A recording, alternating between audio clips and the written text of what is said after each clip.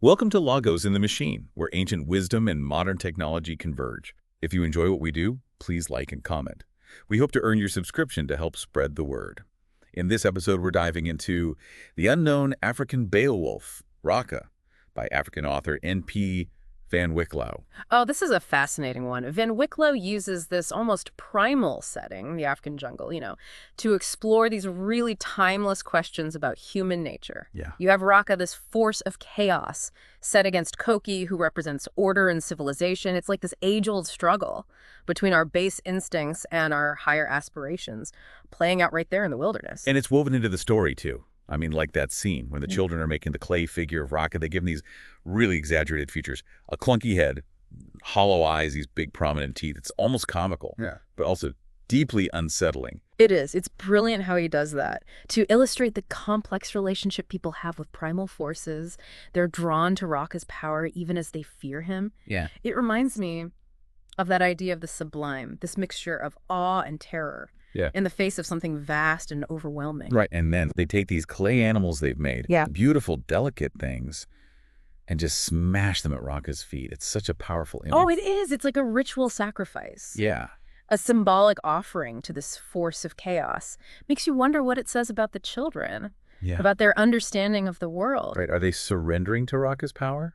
Or is there something else there? Yeah. A deeper meaning behind this destruction? Yeah. It definitely makes you think about innocence. Yeah. And the corrupting influence of these primal forces, especially when you contrast it with Koki, who's described as this culture man, someone who embodies reason and moral order.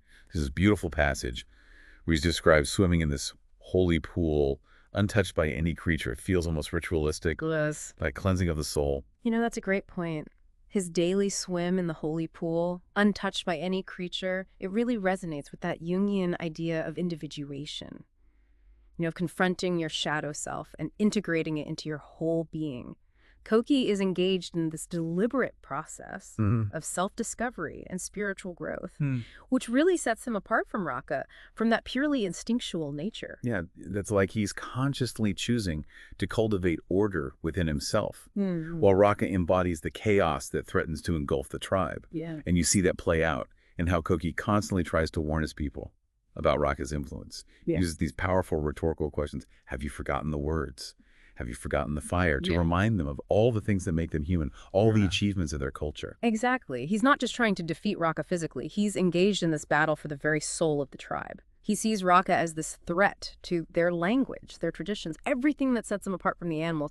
He's trying to make them remember what it means to be civilized, to live by a code of ethics, to have dominion over their base instincts.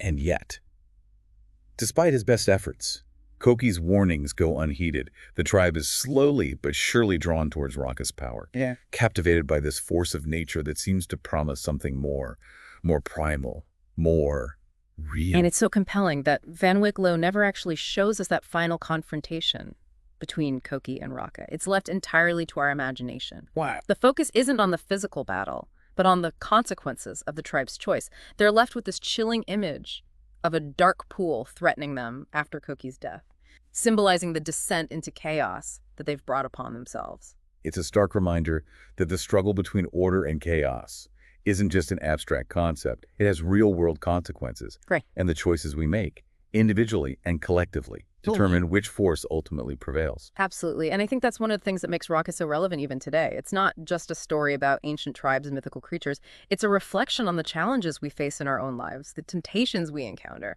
the constant pull between our better angels and our darker impulses. It makes you wonder if this struggle is so deeply ingrained in human nature. Is there any hope for us? Can we ever truly overcome the forces of chaos? Or are we destined to repeat these cycles of order and destruction over and over again? That's a profound question, and one that Raka invites us to grapple with. But I think there's a clue in how Koki chooses to fight Raka. He relies on weapons and tactics passed down from his ancestors, highlighting the importance of tradition and cultural knowledge in this battle against chaos. That's interesting. It's like he's drawing on the wisdom of those who came before him, using the accumulated knowledge of his people to combat this primal force. Exactly. And I think that's where we can find a glimmer of hope in all of this. It suggests that we're not alone in this fight. We have the tools, the knowledge, the cultural inheritance to help us navigate these turbulent waters, but we have to choose to use them to learn from the past and to consciously cultivate the values that we want to see prevail. Yeah, that idea of choice really resonates with me because it'd be easy to read Raka as this fatalistic tale where humans are powerless against these primal urges.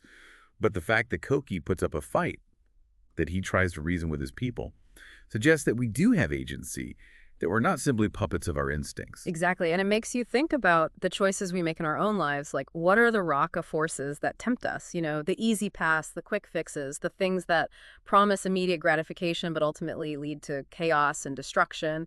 And how can we, like Koki, draw on the wisdom of our traditions, our values, to resist those temptations and choose a path that leads to greater order, greater meaning? It's almost like Raka is holding up a mirror to society, forcing us to confront these uncomfortable truths about ourselves. And you can't help but draw parallels to the world we live in today with all its complexities and challenges. Do you see any connections between the poem's themes and the current state of the world? Oh, absolutely. Think about the rise of populism, the erosion of trust in institutions, the spread of misinformation. It's like we're witnessing a resurgence of Raka forces on a global scale. There's this pull towards simplistic solutions, towards fear-mongering and division that echoes the way the tribe in Raka succumbs to Raka's raw power. Yeah, and it makes you wonder if NPvanWykLouw was writing today, what kind of Raka figures would he identify in our modern world? Would it be political leaders who exploit fear and division? Or maybe it's something more insidious like the algorithms that feed us personalized content, reinforcing our biases and creating echo chambers where critical thinking goes to die? It's a fascinating question, and I think it speaks to the enduring power of Raka as a cautionary tale. It reminds us that the battle between order and chaos is never truly over, that it takes constant vigilance, critical thinking, and a commitment to our shared values to keep the Raka forces at bay. You mentioned earlier the comparison to Beowulf. Both Koki and Beowulf confront these monstrous figures who threaten their communities. But while Beowulf triumphs, Koki ultimately falls. Why do you think NPvanWykLouw chose to give his hero a different fate? I think it speaks to a different worldview, a different understanding of the nature of the struggle. In the world of Beowulf, good and evil are clearly defined, and victory is achievable through strength and courage. But Raka offers a more nuanced perspective. It suggests that the battle between order and chaos is more cyclical, that victory is never permanent, and that even the most noble efforts can end in tragedy. It's almost like a more realistic portrayal of the human experience, where there are no easy answers, no guaranteed happy endings, and it makes Koki's sacrifice all the more poignant. He knows he might fail, but he fights anyway because he understands the stakes. He understands that civilization, culture, morality, these things don't just happen. They have to be constantly defended, nurtured, passed down from generation to generation. Exactly. And that's where I find the real message of hope in Raka. It's not about individual heroism or grand victories. It's about the ongoing struggle, the commitment to passing on the torch, to keeping the flame of civilization burning, even in the face of overwhelming darkness. And that brings us back to the idea of cultural inheritance, which you mentioned earlier. Koki's reliance on crafted weapons, on the knowledge passed down from his ancestors, seems to suggest that tradition and culture are our best defenses against the forces of chaos. Absolutely. It's like NPvanWykLouw is saying that we're not just individuals fending for ourselves in this wilderness. We're part of a larger story, a chain of generations stretching back into the past and forward into the future. And we have a responsibility to draw on the wisdom of those who came before us, to learn from their mistakes, to build on their achievements, and to pass on that legacy to those who come after. And maybe that's the ultimate message of Raka. The battle between order and chaos is fought not just on battlefields or in epic confrontations, but in the quiet everyday choices we make, in the way we raise our children, in the stories we tell, in the values we uphold. It's a battle that takes place in the heart of every human being, and the outcome depends on the choices we make. And those choices, I think, are ultimately shaped by the stories we tell ourselves, the narratives that give meaning to our lives. And Raka is a powerful reminder that the stories we choose to embrace, to pass on, have the power to shape not only our own destinies, but the fate of the world. That's a powerful insight. It's like Raka is a call to be more conscious of the narratives we're feeding ourselves in our communities. Are they stories that empower us to be more than just our base instincts? Are they stories that inspire us to create a more just and ordered world? Or are they stories that feed our fears, our prejudices, and ultimately lead us down the path of chaos and destruction? It's a question worth pondering, and I think Raka offers us a framework, a way of thinking about these challenges that transcends time and place. It's a story that speaks to the very core of what it means to be human, to grapple with our darker impulses, and to strive for something more. So for our listeners who are just now discovering Raka, what would you say is the key takeaway, the thing that will stay with them long after they've finished reading the poem? I would say that Raka is not just a poem, it's an invitation. It's an invitation to look within, to confront the Raka forces that lurk within ourselves and within our societies. It's an invitation to be more conscious of the stories we tell, the choices we make, and the impact those choices have on the world around us. And ultimately, it's an invitation to choose hope, to choose order, to choose to be the kind of people who build rather than destroy, who create rather than consume, who illuminate rather than obscure. I love that it's a powerful message and one that I think we all need to hear in these uncertain times, because ultimately the battle between order and chaos is a battle that each of us must fight within ourselves every single day. And the choices we make, however small they may seem, have the power to tip the scales in one direction or another. It's interesting you bring up individual choices. One of the things that struck me about Raka is how it highlights that tension between individual agency and these larger forces, at play in society. You have Koki, this incredibly strong and willful individual who ultimately can't save his tribe from succumbing to Raka's influence. Right. It makes you think about the limits of individual action when you're facing collective folly. Exactly. And I think it speaks to the importance of culture, of shared values, of creating a society where those Raka forces are kept in check, not just by individual heroes, but by the collective will of the people. It's like they say it takes a village, but in this case, it takes a village to hold back the encroaching jungle. Yeah. Both literally and metaphorically. Precisely. And that's where I think that the comparison to Beowulf becomes really interesting. Beowulf is this lone warrior who triumphs through sheer strength and courage. But Koki, while incredibly powerful, is ultimately reliant on the traditions and knowledge of his people. His weapons are crafted, his strategies learned, his very identity rooted in the culture that he's trying to protect. So it's not just about individual strength, but about tapping into something larger than yourself, something that connects you to a history and a community.